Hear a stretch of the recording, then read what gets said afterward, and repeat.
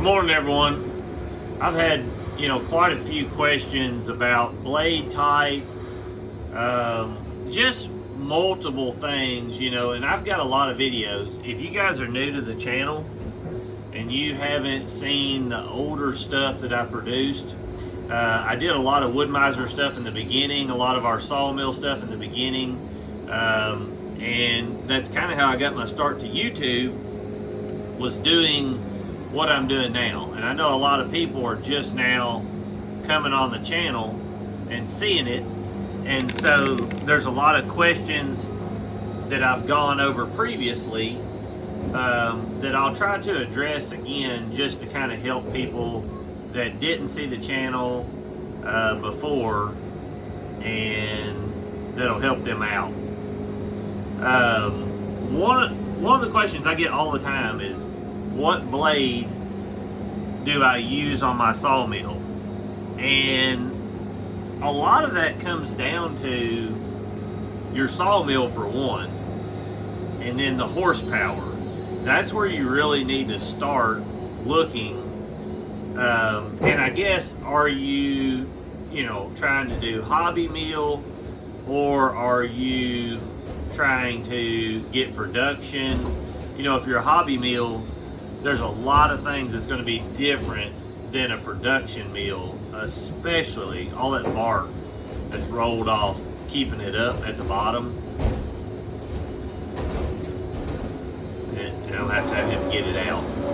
But if you're a production mill, that's what we're going to reference today.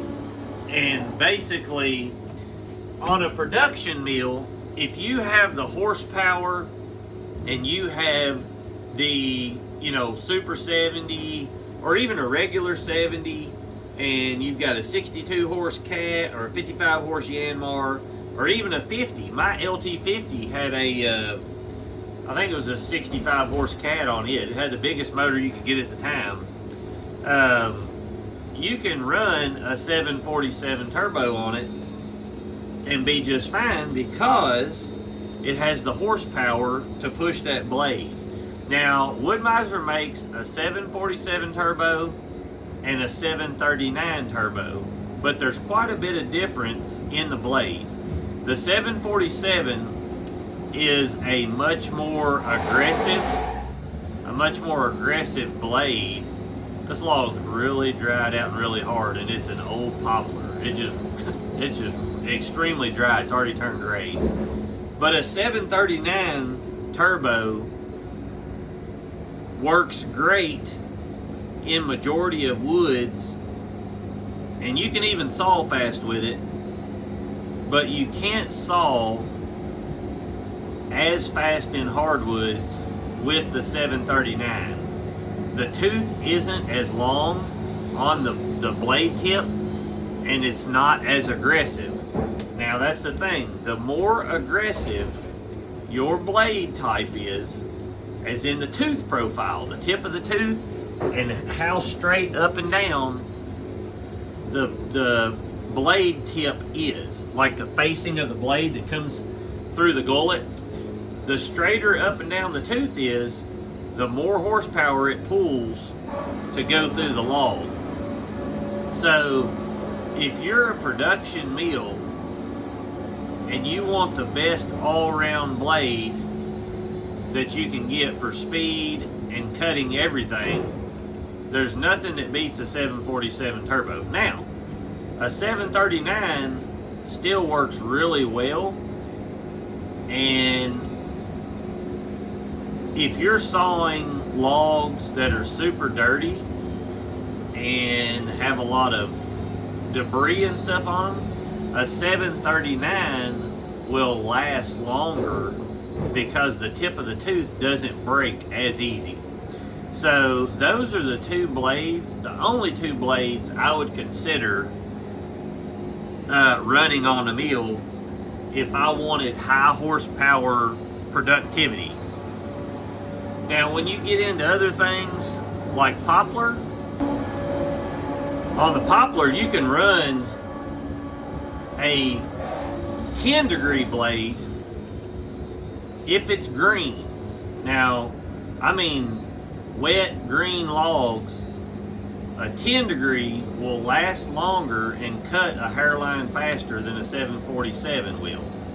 But as soon as the poplar is dried out, just like this, or anything, I wouldn't run anything but a 747. That's why we like a 747 turbo, because it performs well in every cutting scenario.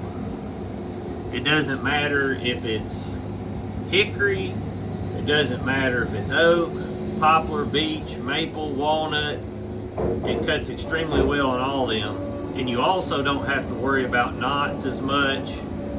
You don't have to worry about your speed. You can pick up speed and you can carry it throughout the whole log. Whereas those other blades just tend to dip and dive when you hit hard spots or you hit, drier areas in the log. So, a 747 to us is just a all-around perfect blade. Now, you won't get as many sharpenings out of it because the gullet is a little bit deeper, so you've got a little bit narrower of a blade when you start. And we're getting about 2 to 3, sometimes 4 sharpenings out of each blade.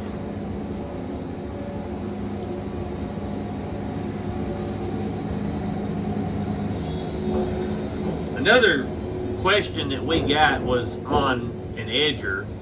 And if you guys are looking at edger, I've got several videos on that. If you're going to do a high production setting as what we're doing, you need as wide of a throat and deep of a throat on there as you can find. And I would not buy an edger that could not at least do 4 inches thick.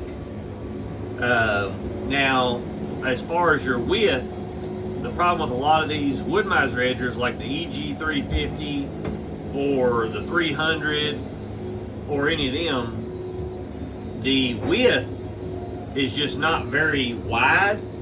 So when you cut a board that is, over 20 inches wide, you don't have the width to move it side to side if it's got big ears on it or anything like that to get the best cut out of it. So an EG400 has a way wider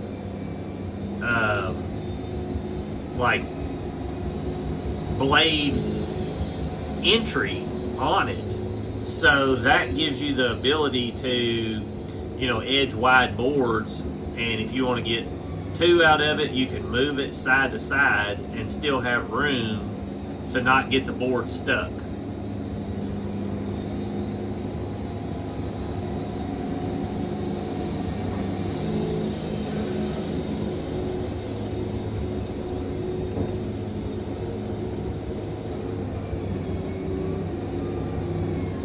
This poplar's as hard as a hickory. I mean, that thing is dried out. That's 15 inches wide. But you can see how smooth it's cutting those boards.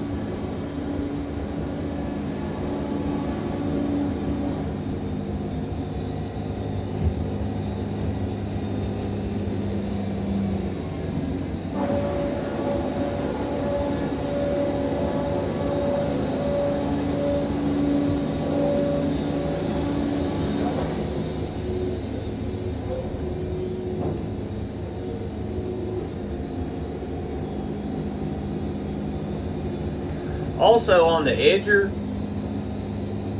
if you can get 3 blades on your edger, that'll help a ton. So I would keep that in mind.